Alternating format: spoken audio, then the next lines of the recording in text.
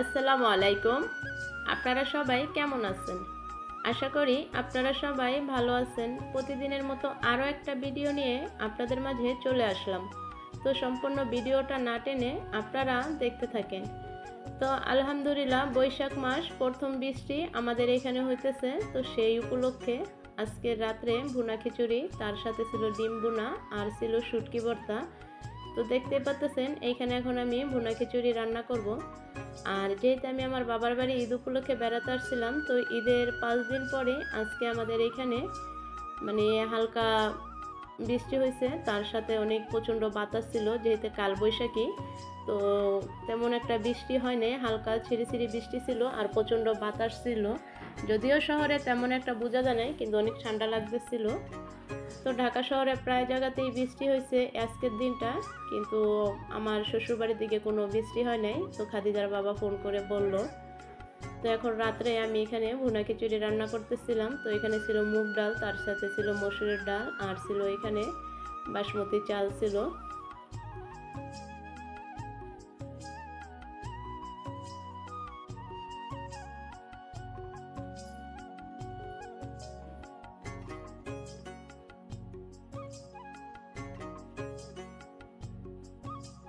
তো এখানে দেখতে পাচ্ছেন এখন যেতে মানে প্রচুর বাতাস হইতেছিল আর গুড়ি বৃষ্টি ছিল, তো এখান দিয়ে আমার খিচুড়িটাও রান্না করা হয়ে গেছে। আর যেহেতু আমি এখানে ডিম ভুনাও করবো রাত্রে 9টা বাজে, তো ওই দিক দিয়ে আমার ছোটো ভাই আবার শুটকি ভর্তা বানিয়ে তারপরে রাখছে। তো যেহেতু আমার মা অসুস্থ, এখন কোনো প্রকারে কোনো ভর্তা কোনো কিছু করতে পারে না। তো আমার মার এখন মানে কোনো প্রেশারই দেওয়া হয় না, যার কারণে আমার ছোটো ভাই এখন যখন ও বাড়িতে থাকে তখনও ভর্তা বানায় রাখে। যখন যেটা খেতে ভাল লাগে ও নিজে হাতে তৈরি করে তারপরে খায়। মা যেহেতু অসুস্থ এই কারণে। তো আপনারা সবাই দোয়া করবেন আমার মা যেন খুব তাড়াতাড়ি সুস্থ হয়ে যায়, কারণ সংসারে যদি মা অসুস্থ থাকে সেই সংসারে আসলে কোনো কিছুই হয় না, ভালো লাগে না, কাজকর্ম কারোই আর কি ভালো লাগে না। আর যেহেতু আমি ঈদ উপলক্ষে বাড়িতে আসছি আমার মার কাছে বেড়াতে, তো এখন আমি রান্না করতেছি। তো এখানে দেখতে পাচ্ছেন যেহেতু আমার খিচুড়িটা ভুনা করা হয়ে গেছে আর এখানে আমি ডিম ভুনাও করতেছি। আর ওদিক দিয়ে আমার ছোটো ভাইও শুটকি ভর্তা বানায় তারপরে বসে রয়েছে। আর এখন একটু জোরেও বৃষ্টি হইতেছে।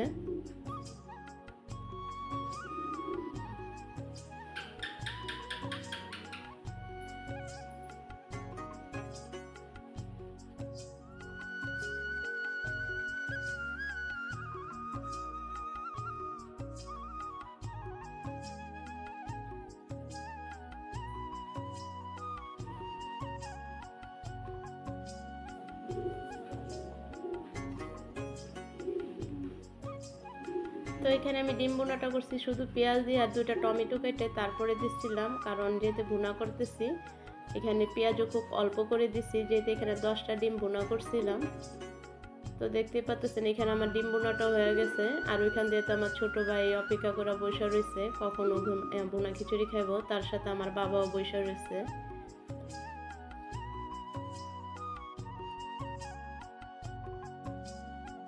তো যেহেতু আমার বাবার বাড়িতে এখন গ্যাস নাই, তো লার্কিতেই রান্না করতে হয়। আর যেহেতু আমি গ্রামে থাকি আমিও কম বেশি লার্কির চুলাতেই রান্না করি, তো যার কারণে আমার বাবার বাড়ি আসলে এখন আমার সমস্যা হয় না রান্না করার জন্য। তো আমার বাবার বাড়ি এখানে গ্যাসও কাইটা দিচ্ছে, সেই থেকে লার্কির চুলাতেই রান্না করতে হয়। তো এখানে দেখতে পাচ্ছেন ডিম ভুনাটা কি সুন্দর হয়ে গেছে।